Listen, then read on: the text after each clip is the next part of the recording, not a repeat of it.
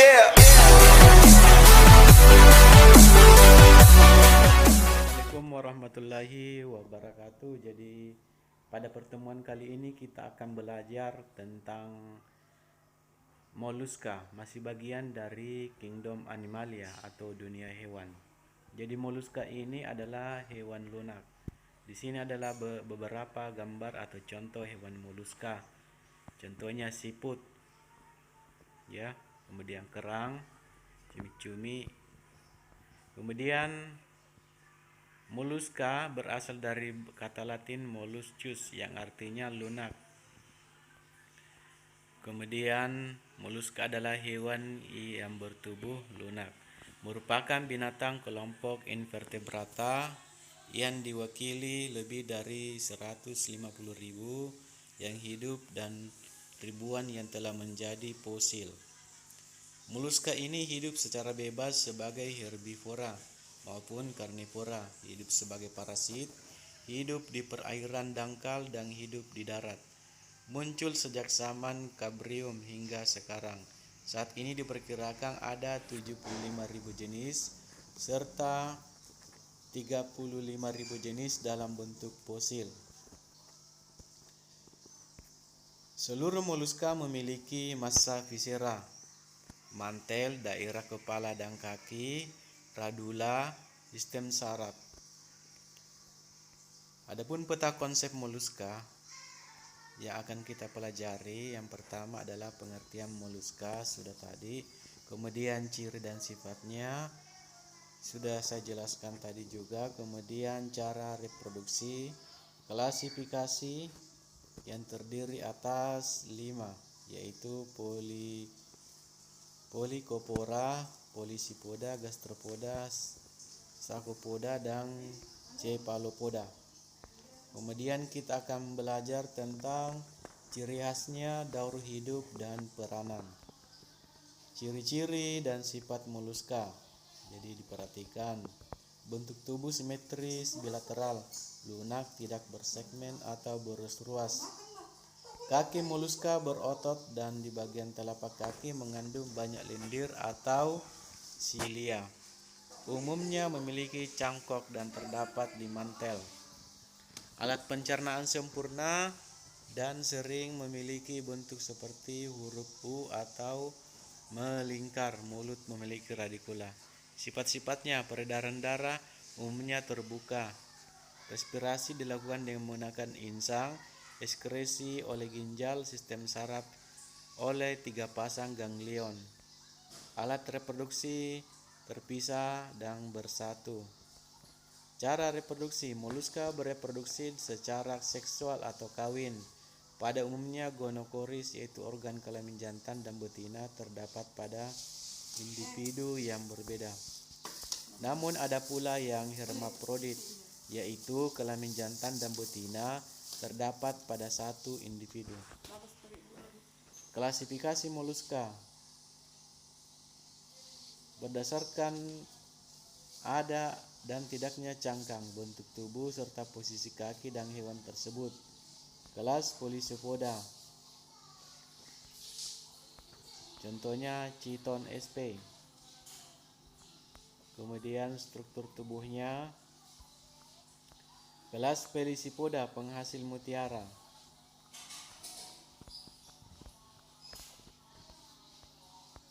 Ya, ini contohnya kerang-kerangan Pelycipoda. Contoh kelas Pelycipoda: Acepis, Diphlorata, Remis, Cardium sp, Finna, Ceritium sp. Contoh-contoh moluska kelas Pelycipoda, kerang-kerangan. Kemudian 3 gelas gastropoda. Contohnya Achatina fulica, ini yang terkenal, bekicot, tubuh bekicot, bentuk-bentuk cangkang gastropoda. Kemudian 4 kelas Scacopoda. Contoh Cephalopoda. Ini gurita. Contohnya gurita, cumi-cumi. Cumi-cumi nama latinnya mulai dari domain sampai dengan spesies. Loligo sp. Kemudian peranan moluska. Peranan yang menguntungkan. Cumi-cumi sifat siput, tiram, kerang, dan sotong merupakan sumber protein hewan yang tinggi. Selain enak rasanya, cangkang dan moluska dijadikan bahan industri atau kerajinan.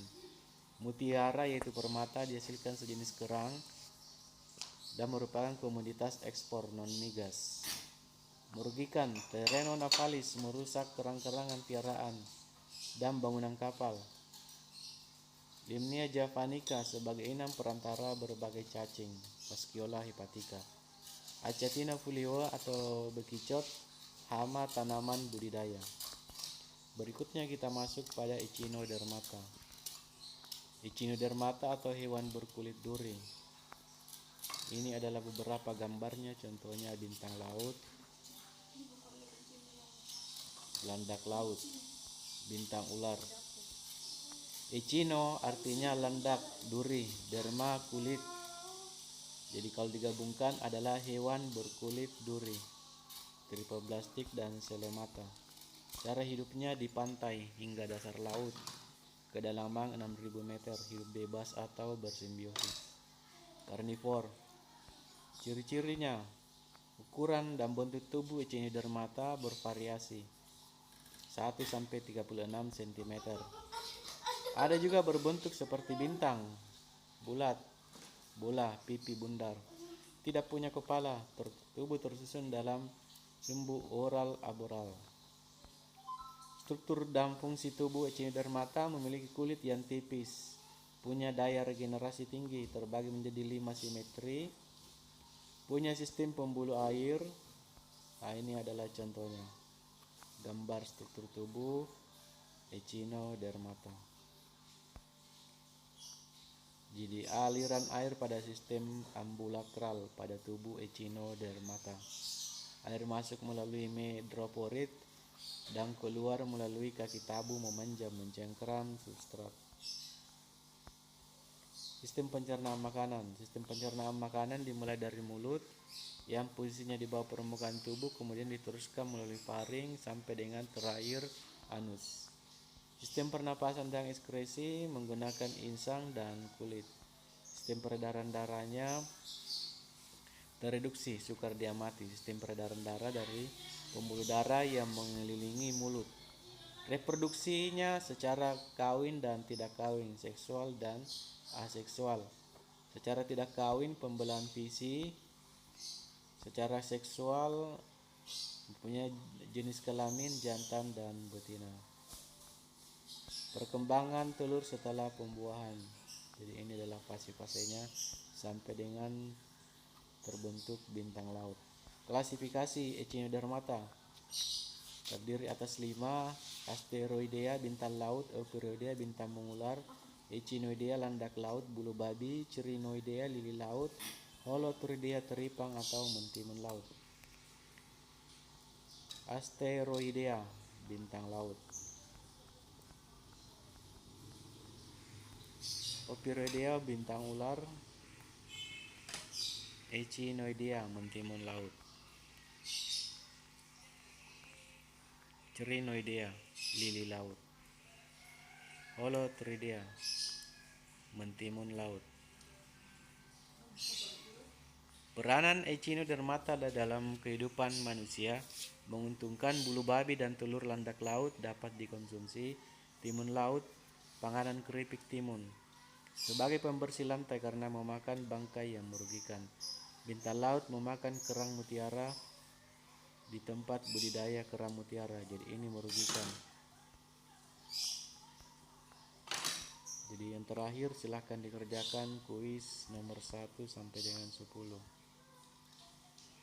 Kalau ada yang kurang jelas bisa bertanya. Demikian, assalamualaikum warahmatullahi wabarakatuh.